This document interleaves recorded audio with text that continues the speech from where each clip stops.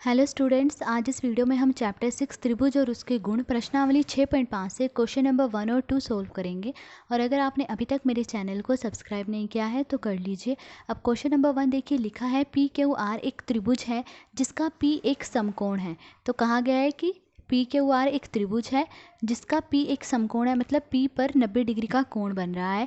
यदि P Q 10 centimetre है और पी आर 24 सेंटीमीटर है तब क्यू आर ज्ञात कीजिए। तो हमें इसमें क्यू आर निकालना है।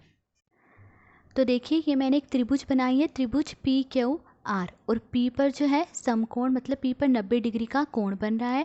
और पी क्यू 10 सेंटीमीटर और पी आर 24 सेंटीमीटर। आप चाहे तो पी क्यू यहाँ ले सकते थे और पी आर यहाँ भी ले सकते थे।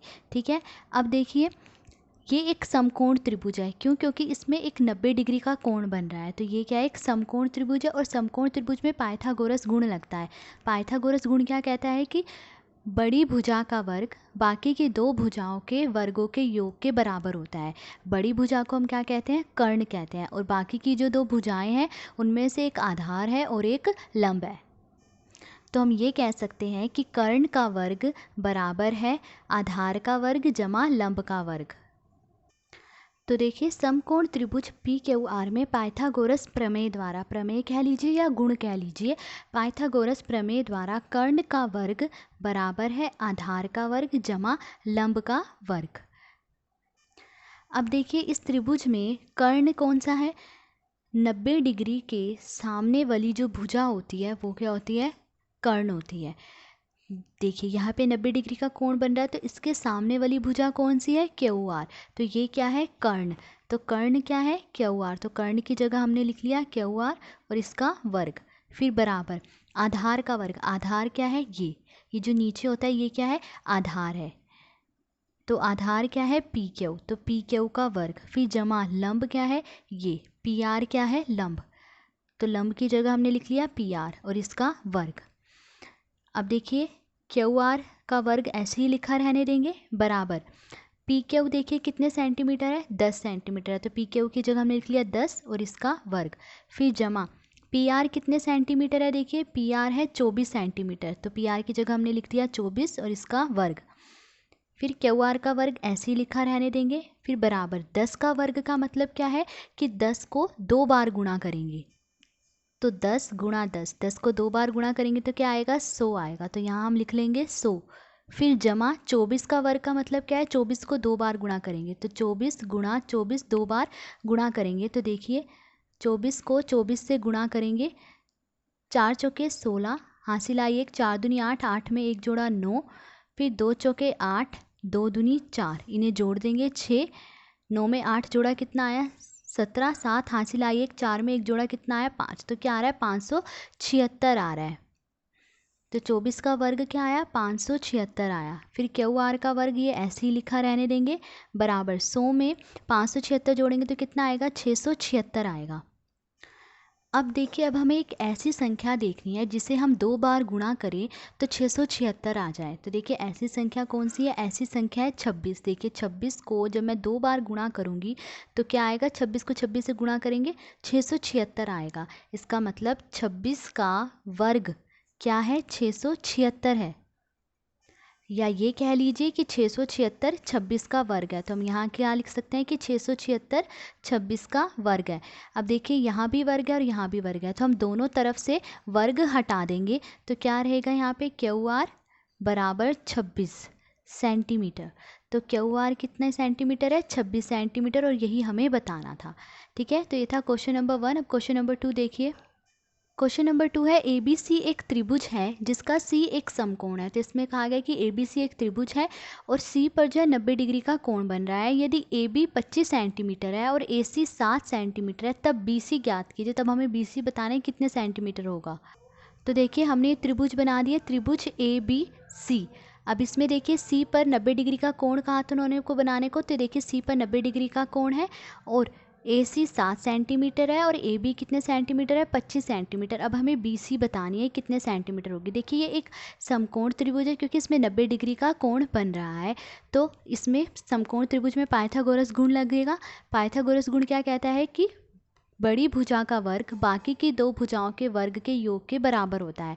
बड़ी भुजा मतलब कर्ण, ठीक है, और बाकी की 2 भुजाएं मतलब आधार और लंब। तो कर्ण का वर्ग बराबर होगा आधार का वर्ग जमा लंब का वर्ग। तो देखिए समकोण त्रिभुज ABC में पाइथागोरस प्रमेय द्वारा आधार का वर्ग जमा लंब का वर्ग बराबर है कर्ण का वर्ग। अब देखिए आप इसे इस तरह से भी तो लिख सकते हैं, यानी कि बाकी की 2 भुजाएं जो कि आधार और लंब हैं उन दोनों का वर्ग बराबर है बड़ी भुजा के वर्ग के। बड़ी भुजा मतलब कर्ण के वर्ग के। आप इसे इस तरह से भी लिख सकते हैं, चाहे तो आप कर्ण का वर्ग इधर लिख लें और आधार का वर्ग जमा लंब का वर्ग इधर लिख लें, ऐसे भी आप लिख सकते हैं। अब देखिए आधार क्या है इसमें BC, ये क्या है आधार, तो आधार की जगह हमने लिख लिया BC, तो BC का वर्ग जमा लंब क्या है इसमें, लंब है AC। देखिए लंब है तो यहाँ पर हम क्या लिख लेंगे AC। अब देखिए कर्ण क्या है, 90 डिग्री के जो सामने वाली भुजा होती है वो क्या होती है कर्ण। देखिए 90 डिग्री का कोण यहाँ बनना है, इसके सामने वाली भुजा कौन सी है AB, तो कर्ण क्या है यहाँ पर AB, तो AB का वर्ग। अब देखिए BC कितने सेंटीमीटर है ये हमें पता करनी है, तो BC को हम ऐसे ही लिखे रहने देंगे BC का वर्ग जमा AC कितने सेंटीमीटर है 7 सेंटीमीटर, तो यहाँ हम लिख लेंगे 7 इसका वर्ग, फिर बराबर AB कितने सेंटीमीटर है 25 सेंटीमीटर, तो यहाँ हमने लिख दिया 25 का वर्ग। अब देखिए BC का वर्ग हम ये ऐसे ही लिखा रहने देंगे, फिर जमा 7 का वर्ग। 7 का वर्ग मतलब 7 को 2 बार गुणा करेंगे तो 7 गुणा 7 कितना आया 49, तो ये हमने लिख दिया। उसके बाद 25 का वर्ग मतलब 25 को 2 बार गुणा करेंगे, तो 25 को 2 बार गुणा करेंगे तो 5 पंजे 25, हासिल आई 2, 5 दूनी 10, 10 में 2 जोड़े कितना आया 12, फिर 2 पंजे 10, 0 हासिल आई 1, ठीक है। 2 दूनी 4, 4 में 1 जोड़ेंगे क्या आएगा 5 आएगा, बिने जोड़ लेंगे तो 5, इसमें जोड़ेंगे तो 2, 5 और 1 6, कितना आया 625, तो 25 का वर्ग क्या आया 625 आया।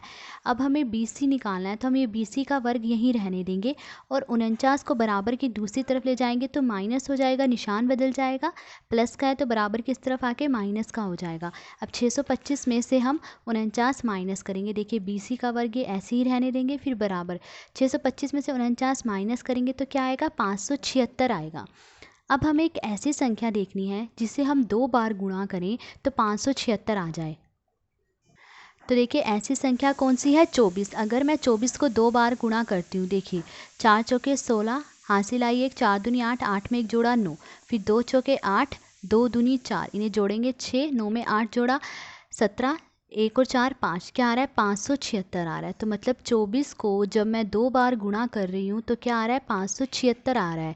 इसका मतलब 24 का वर्ग क्या है 576 है, या ये कह लीजिए 576 किसका वर्ग है 24 का वर्ग है। तो हम यहाँ पे लिख लेंगे BC का वर्ग ये ऐसे ही लिखा रहने देंगे, ठीक है। 576 किसका वर्ग है 24 का वर्ग है। अब देखिए यहाँ भी वर्ग है और यहाँ भी वर्ग है, तो हम दोनों तरफ से वर्ग हटा देंगे तो यहाँ क्या बच जाएगा BC बराबर 24 सेंटीमीटर। तो BC 24 सेंटीमीटर आया, यही हमें बताना था। तो ये था क्वेश्चन नंबर 2। आज इस वीडियो में हमने क्वेश्चन नंबर 1 और 2 सोल्व करा। अगर आपको वीडियो अच्छी लगी हो तो please like share and subscribe. Thank you.